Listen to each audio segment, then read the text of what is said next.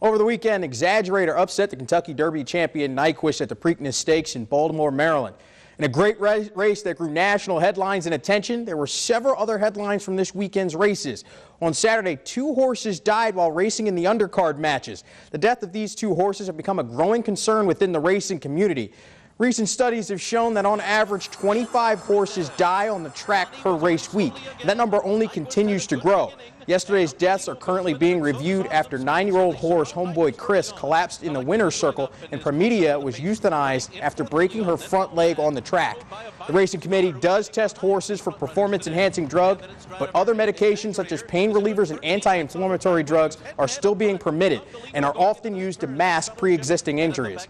The Racing Federation has continued to look into ways in which they can improve the health and conditions of all of its race horses.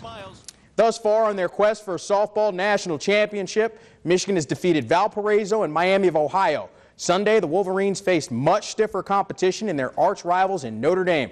With a win on Sunday afternoon, the Wolverines would advance to the NCAA Regionals on next Saturday. And it was a gorgeous day for softball. The Lady Wolverines came out firing. Top of the first, and Sierra Romero enters the launching pad. This ball is hammered to straightaway left. That's a solo shot, and Michigan is out front 1-0. Top of the third, and it's Sierra Lawrence's turn to do the trot. See you later. She too goes bridge work, and the Wolverines are up 2-0. Top of the fifth, Michigan is up 2-1 with the bases loaded when Aiden Falk lines this ball up the box and into center field. Christner will score, Romero will score, and the Wolverines are up 4-1. Later in the inning, Lindsay Montemarano adds a little insurance. She smokes this ball into right center field. 2 more runs will score. Michigan knocks off Notre Dame to advance to the Super Regionals by the score of 6-2. Both Michigan and Michigan State's baseball teams received their seeding and their opponents for the upcoming Big Ten tournament. The Wolverines will square off against the Ohio State Buckeyes. These 2 teams have met 3 times this season, with Ohio State winning all 3 contests. However, it should be noted that all 3 games this year were in Columbus, Ohio. Michigan State, as the 7 seed, will have their hands full with the 2-seeded Nebraska Cornhuskers. Michigan State and Nebraska met 3 times this season, with Nebraska winning 2 of the 3 contests. This will be a tough matchup for State, as they will be essentially playing a road game in Nebraska. The Big Ten tournament will be hosted in Omaha, Nebraska. Both teams open up tournament play this Wednesday.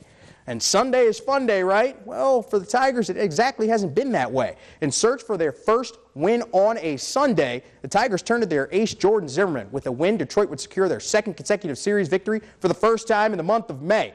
Could the Tigers keep swinging the hot bats and get another good start from Zim?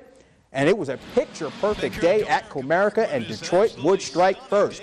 Bottom of the first with the man aboard, J.D. Martinez tells the fans to celebrate like it's Festivus. That ball will get down for extra bases. Ian Kinsler will round third. He will score from first, and Detroit is up 1-0 early. Later in the inning, and Miguel Cabrera pokes this ball back up the middle for a base knock. Martinez will score from second, and the Tigers are up 2-0. Tampa would respond. Logan Morrison crushes this Jordan Zimmerman offering deep into the afternoon. That's a 2-run shot, and we are now tied. Bottom of the second, and it's Andrew Romine, and that ball is tattooed. It's off the wall, and here they come.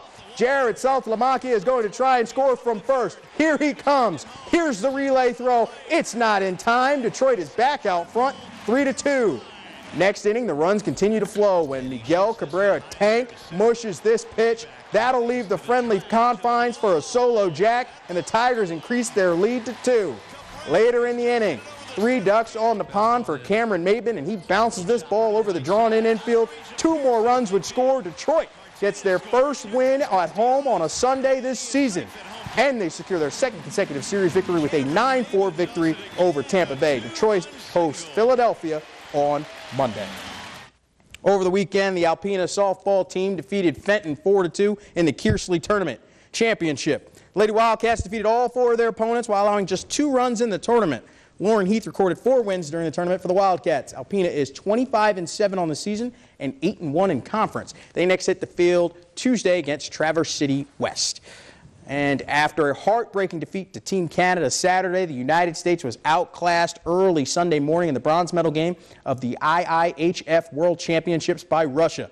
Pavel Datsuk led the way for the Russian squad with 3 assists in the game. The predominantly veteran Russian team had their way with the young U.S. squad. Coming into the tournament, Russia was one of the heavy favorites to compete for a gold medal. But Team USA has nothing to be ashamed of with a very good showing in the tournament to finish fourth. Unfortunately, on Sunday, the Russians were just too much for the U.S.